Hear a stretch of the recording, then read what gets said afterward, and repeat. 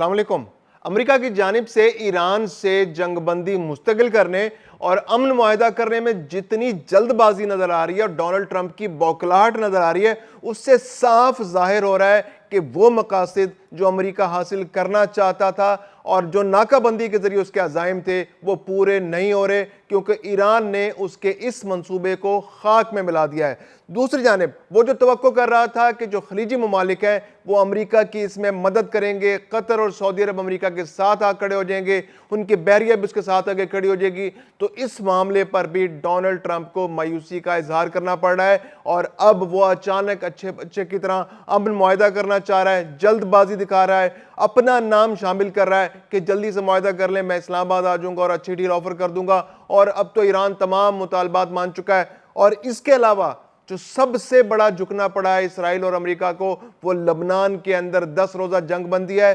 یہ وہ confidence building mayor CBM جس کا ایران مطالبہ کر رہا تھا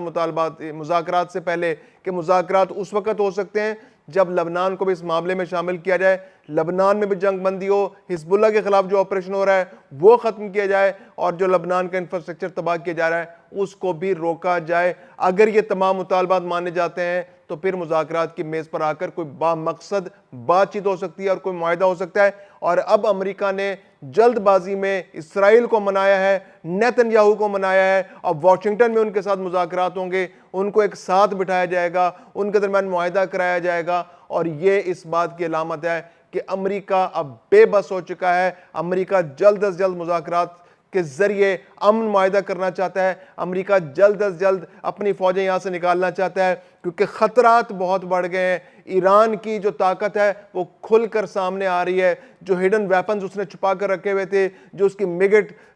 سب میرینز تھی، اس کے علاوہ جو اس کا cyber and electronic control warfare کا جو سسٹم تھا، جو اس نے پورے صوبوں میں ساحل کے ساتھ ساتھ ابنائے حرمس کے ساتھ ساتھ جو اس نے پورا نیٹ ورک بنا رکھا تھا، جو اس نے سینسرز لگا رکھے تھے، جو اس کے پاس بحری آبدوزوں کا ایک پورا نیٹ ورک ہے، پورا فلیٹ ہے، اس کے علاوہ وہ جو بحری مائنز بچھانے کی صلاحیت رکھتے ہیں، اس نے بھی امریکہ کو بوکھلا کر رکھ دیا ہے۔ اور دنیا کے وہ ممالک، چین ہے، باقی ممالک ہیں، وہ بھی اب آنکھ بھون چڑھا رہے ہیں کہ کس طرح سے ابنائے حرمس کا کنٹرول امریکہ سنبھال سکتا ہے، کس طرح سے امریکہ وہاں پر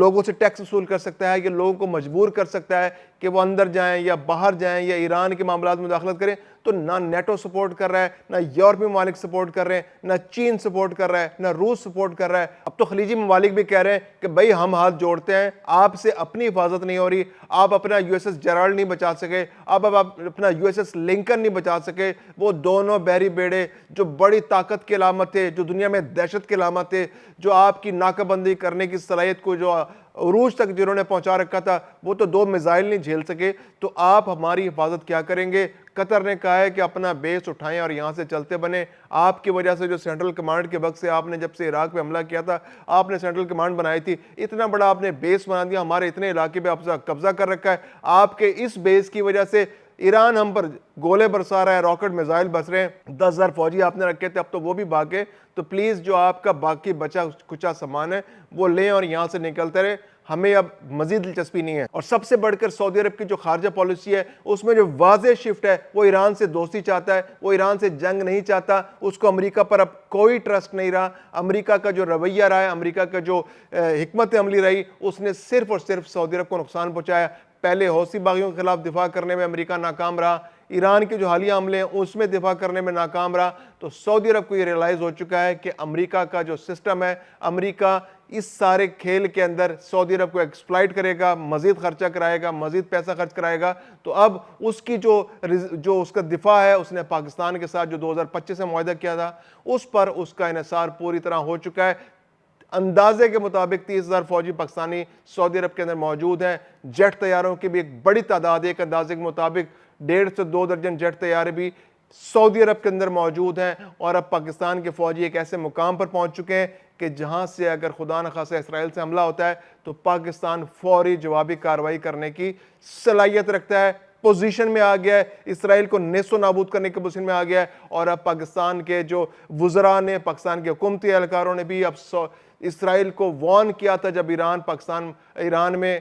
کے اور امریکہ کے مذاکرات پاکستان میں ہو رہے تھے، اسلام آباد ٹاکس کا پہلا دور ہو رہا تھا، اس وقت بھی شدید ترین خطرات موجود تھے کہ اسرائیل ان مذاکرات کے اندر حملہ کر سکتا ہے، یا ایرانی جب مذاکرات کار آ رہے ہوں تو ان کو رستے میں انٹرسیپٹ کر سکتا ہے، یا جب وہ واپس جا رہے ہوں ان کو رستے میں نشانہ بنا سکتا ہے۔ تو پاکستان نے انشور کیا، پہلے میسج کمیونیکیٹ کیا کہ ہم ساری چالیں دیکھ رہے ہیں اسرائیل کی، ہم اس کو ٹھنڈے پیٹوں نہیں لیں گے، ہم ایران کی حفاظت کریں گے۔ جب پاکستان میں اسلام آباد ٹاکس ہو رہی ہے تو پھر اسرائیل سے ایران کے جو مذاکرات کار ہیں ان کو محفوظ بنانا بھی پاکستان کی ذمہ داری، اور پاکستان نے ذمہ داری پوری کی۔ ایران میں بھرپور ریئلائزیشن ہے، اس وقت فیلڈ مارشل سید عاصم منیر ایران کے اندر موجود ہیں، ان کا دورہ بہت امپورٹنٹ ہے۔ وزیر اعظم شہباز شریف جو ہیں وہ دنیا بھر کا دورہ، سعودی عرب کا دورہ، ترکی کا دورہ، قطر کا دورہ، یہ بہت امپورٹنٹ دورے ہیں۔ اس وقت جو بہت امپورٹنٹ ڈیولپمنٹ ہو رہی ہے، پاکستان مذاکرات کاری کے اندر جو سہولت کاری کر رہا ہے، اس کے اندر پاکستان چاہ رہا ہے کہ مذاکرات کامیاب ہو جائیں۔ سید عاصم منیر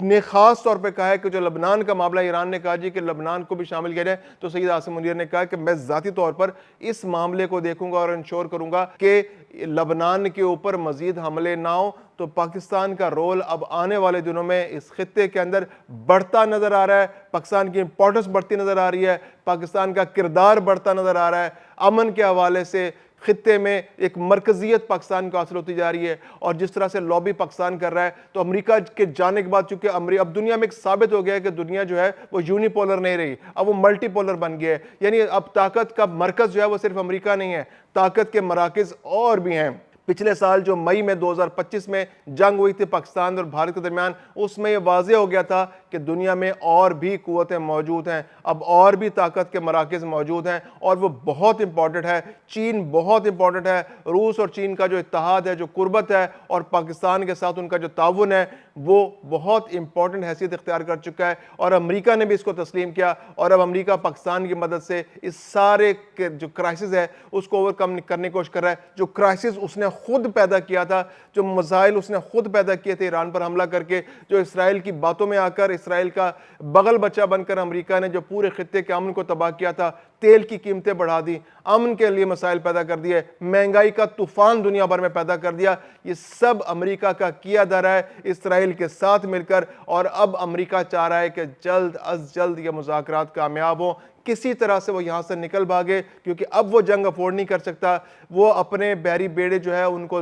تباہ کروا چکا ہے، ان کو نقصان پہنچا چکا ہے، وہ اب چلنے کے قابل نہیں رہے، اب وہ دنیا بھر میں میکینکوں کے پاس مرمت کراتے پھر رہے ہیں، ورک شاپوں میں کھڑے ہوئے ہیں، وہاں پہ ان کی ڈینٹنگ پینٹنگ ہو رہی ہے، اب اس کو مزید اپنے شپس لانے ہیں۔ سعودی عرب اور قطر سے جو تعاون کی امید وہ کر رہا تھا، وہ تعاون اس کو نہیں مل رہا ہے، تو اب امریکہ کے لیے صرف ایک ہی چارہ بچا ہے کہ وہ امن مذاکرات کو جلد از جلد کامیاب کرے، خواہ اس کے لیے ڈونلڈ ٹرمپ کو پاکستان آنا پڑے۔ ویسے تو اس کو کوئی ارادہ نہیں تھا اس علاقے میں دورے کرنے کا، لیکن اب ایران اور پاکستان، ایران نے جس طرح ہمت دکھائی اور پاکستان نے جس طرح سارے معاملے کو ایک مرکزیت اپنی بنا کر حل کرانے کی کوشش کی ہے، تو اب ڈونلڈ ٹرمپ کو پاکستان آ کر سائن کرنے پڑیں گے، ایران کے تمام مطالبات منانے پڑیں گے۔ اب بظاہر تو ڈونلڈ ٹرمپ یہ کہہ رہا ہے کہ اس نے ایران نے تمام شرائط مان لی ہیں، ممکن ہے بہت ساری شرائط مان بھی لی ہوں، لیکن اس میں اخلاقی طور پر اور جنگی اعتبار سے دیکھا جائے تو ایران نے بہت زیادہ گین کیا ہے، اور اب آنے والے دنوں میں بہت جلد دنیا میں پاکستان کے اندر سے اچھی خبریں آنا شروع ہو جائیں گی۔ مذاکرات کا دوسرا دور ہونے جا رہا ہے اسلام آباد ٹاکس کا، جس میں یقینی طور پر امن معاہدہ ہونے کی بہت توقع ہے۔ ڈونلڈ ٹرمپ اگر آئے تو اس کا مطلب ہے کہ یہ اس بات کا پہلے سے ہی اعلان ہوگا کہ امن معاہدہ ہونے جا رہا ہے۔